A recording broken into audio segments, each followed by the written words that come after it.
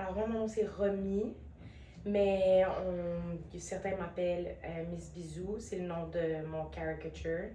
Ben, je suis artiste. Je vis la vie d'artiste.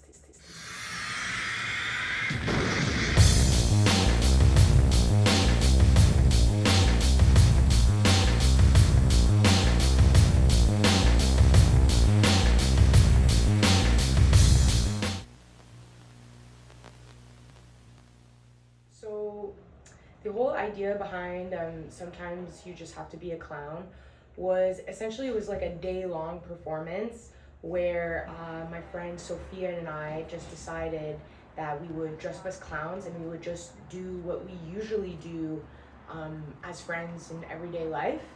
And so we filmed this, and so what was interesting is that everything that happened along the film invited a lot of people from the public to participate and be a part of it, and that was like unintentional because it was just purely intuitive. Like nothing was scripted, everything happened kind of organically.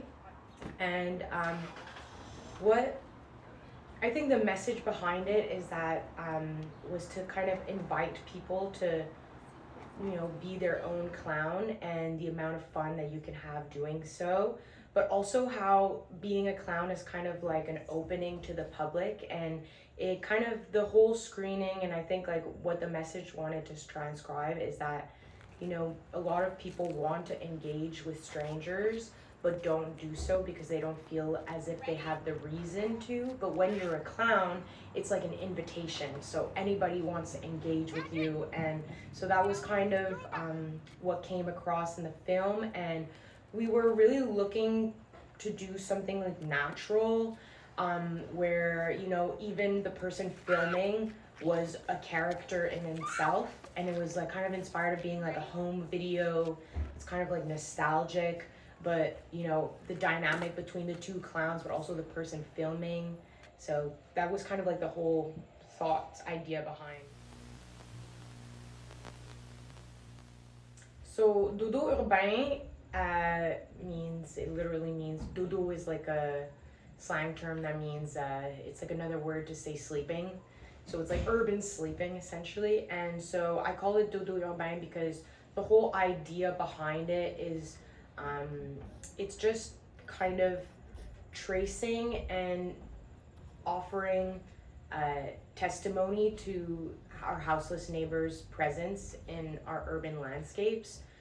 These people, like our houseless neighbors, are often, treated like ghosts. They're people who just kind of wish wash through the city, and like nobody necessarily pays attention to them. And so every single spot that I paste that picture, that life-size print of a homeless person sleeping, it's kind of a way of like marking trace and leaving something permanent behind, like the presence of someone who's like always on the go. So that's kind of the idea of it, because also we see like a lot of times with hostile architecture and such as like that try to like erase or remove their presence from our landscape. But I think that this is just like the reality that they're part of our urban landscapes, and so that's what it seeks to do. So every spot is really a response to what I've seen. Both of those works are essentially sculptures that are kind of questioning the normalization of violence.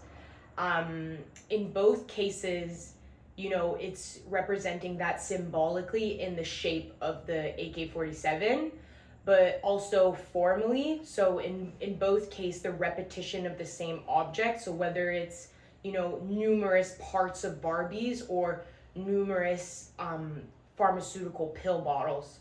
So more specifically, guns or toys. So the Barbie AK-47, that was my first assembled sculptural piece that I made. And specifically that one, I think, treats those topics that I just brought up, but more specifically, on how it's called Guns or Toys. So how, guns are treated as toys, are almost our toys, but also it kind of goes into this other path where it can questions also the violence on women expectations of body figure. So, you know, the Barbie, we've all heard that a real life-size Barbie doesn't exist. So it kind of questions all of that. And then for my latest piece that's called Triggered, the one with the pharmaceutical bottles, I think this piece kind of talks about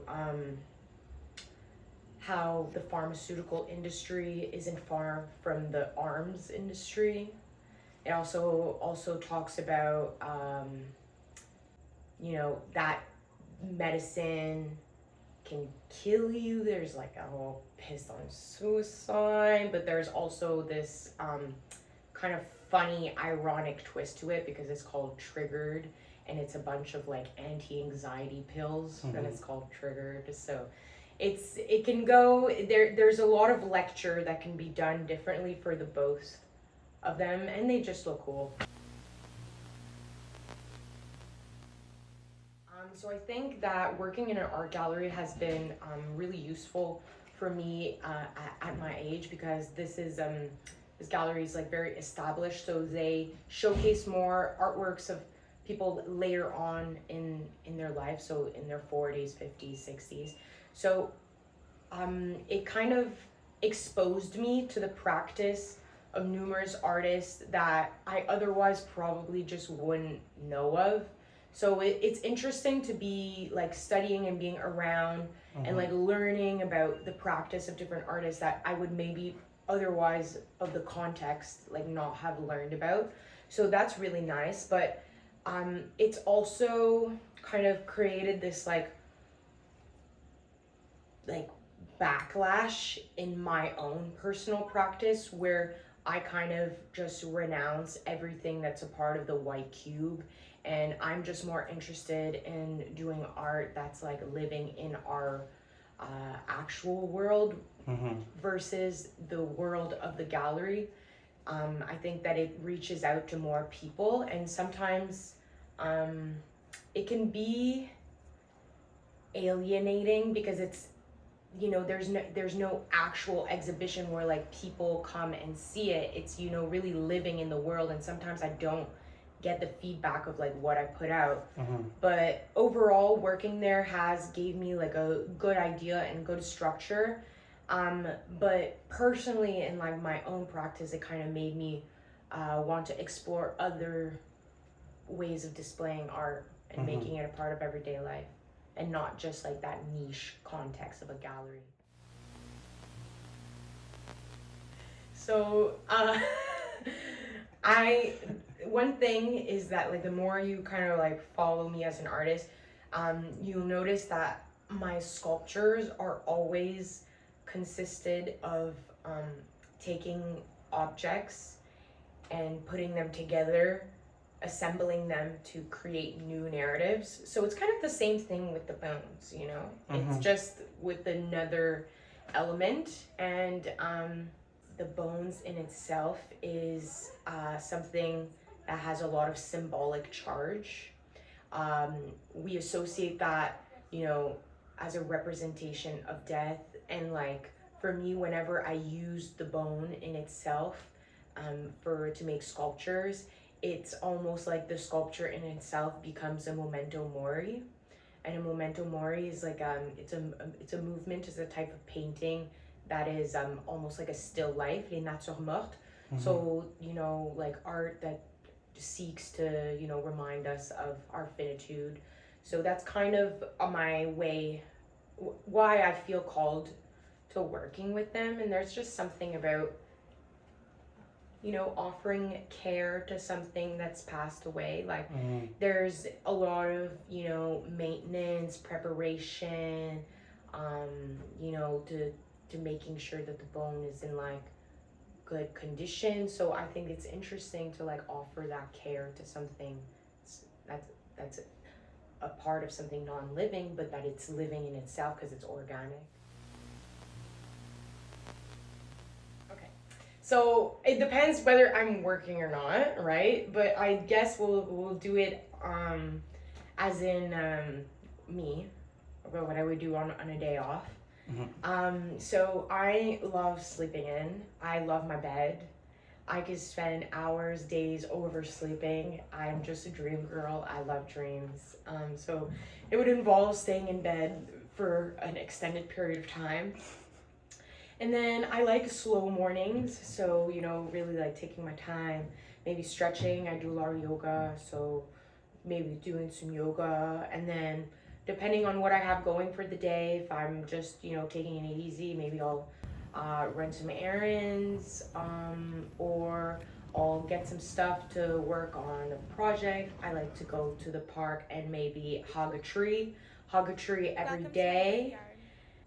And then maybe I'll meet up with some friends, or I'll, draw, or I'll work on some of my ongoing projects. And then I usually don't eat till the later part of the day because I'm like, I don't know, I usually get hungry after I smoke, so so then I'll eat more near the end of the day, and either YouTube rabbit holes or studio time, so working on whatever project, sculpture, drawing I'm working on.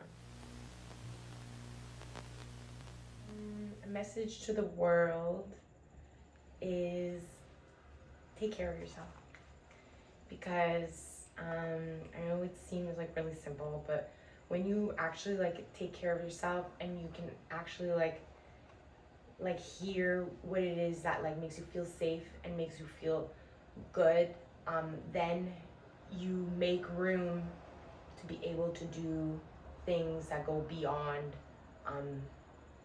to make you just create space to do things that influence more people.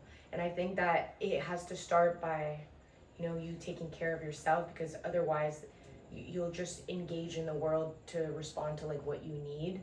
But when your needs are taken care of by yourself, then you have room to be able to use your energy to like create like impactful things that like influence other people, and transmute that energy and creativity.